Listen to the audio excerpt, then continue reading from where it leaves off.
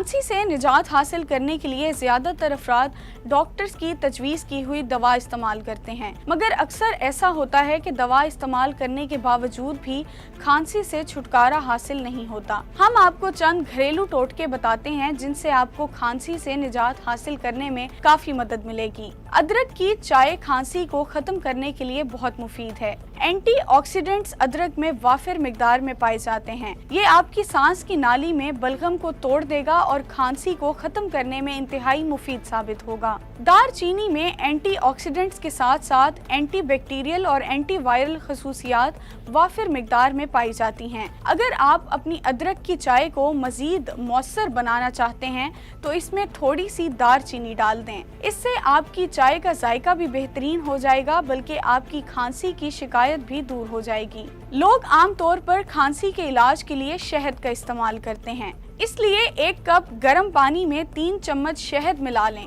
अगर आप उसे आहिस्ता आहिस्ता पीते हैं तो यकीनी तौर पर आपका गला बेहतर महसूस होगा और इससे आपकी खांसी भी खत्म हो जाएगी।